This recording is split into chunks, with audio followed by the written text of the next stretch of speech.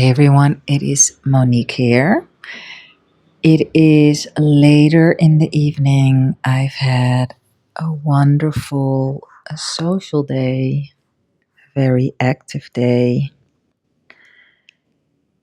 and I want to give you another perspective on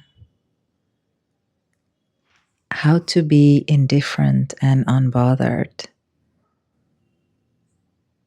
because it is the month of training that muscle specifically. And it is also a quality that indifference and unbotheredness will give to your life, which makes your life experience in general easier. Have you ever met someone who was just always content and relaxed? And indifference can sometimes feel like not interested. And that's not what I mean with indifference. Maybe unbothered is then a better term, or relaxed. Some people are just so chilled and relaxed and they don't sweat the small stuff, or they don't sweat any stuff. And it might even trigger you because you want them to be bothered about something and they are unbothered about your botheredness. And so I can imagine it can seem triggering. But you know what they say about triggering? When you are triggered by something, it means that there's something in you that is either jealous or recognizes it within themselves, and probably not with the unbotheredness, because it might be that you just want to have that too. In any case, a different perspective. That's how I started this. I've been listening to the audiobook. I forgot the name. The Wisdom of the Council. I remember the name. The Wisdom of the Council by Sarah Landon. And I've had the book for a while. And this is the second or the third time I listen. Doesn't really matter how often. One of the things that they say is the more you really love this human experience, because that's what it is. We are having a human experience. We are souls. We incarnated in a body, and we are having a human experience. And so, the game of life and how to play it from Florence Scovel Shinn also speaks to this. She literally says, this is a game of life.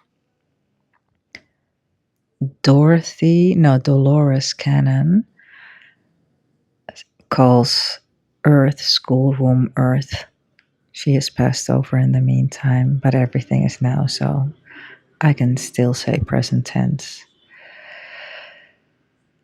When we learn, when we understand, when we appreciate everything of the human experience, you are, in fact, a non resistant being, because you understand that everything that you experience is part of the movie called Your Life, and the movie always has a happy ending when you understand that this is all for you, even though you might not understand why.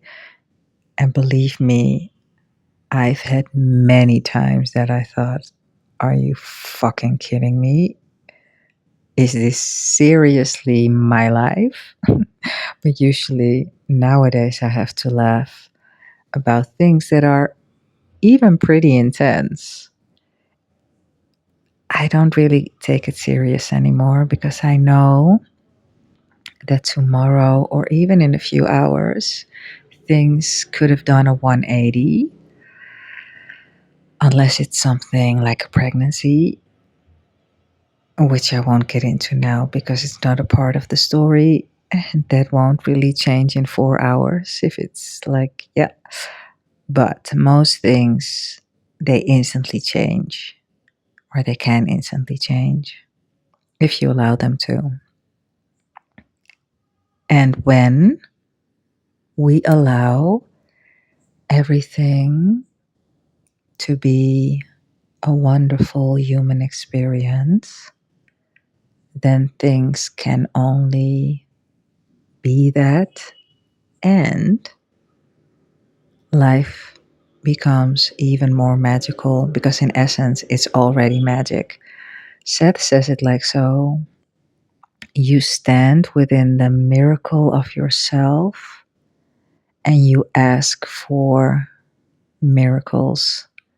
I'm not quoting that 100% correct, but he uses miracles and he says something to the effect of you stand within the miracle of yourself and you ask for signs. I don't know exactly, but as you can hear, he speaks to how magical we are just by virtue of being in a human life experience. So, all of this to say, gratitude, understanding that this is really special what we are all experiencing in this life, and choosing, like really making an effort to choose to love what we are living, no matter what we are seeing, is the portal. Because, as you know, you only perceive what you are the vibration of, and a vibration of gratitude, wonder, and awe, no matter what. A vibration of, okay, I might see this, I don't like it, but whatever. I know that this is old news, it can change, and I'm not going to spend any more energy on it. And then you can also emphasize the things that you do like and milk. I think Abraham Hicks calls it milking. Milk what you really love, like really bask in it and milk it, and just dive deeper and deeper into the wonderful feeling that this particular memory or experience gives you. This is what I have for now. As I often say and will say now, ask me anything. My details are in the description. A fit mind, it creates a beautiful body and an epic life. If it is also evening for you, then I wish you a beautiful and exciting adventure in your dream. And I will see you in the next video tomorrow. Ciao.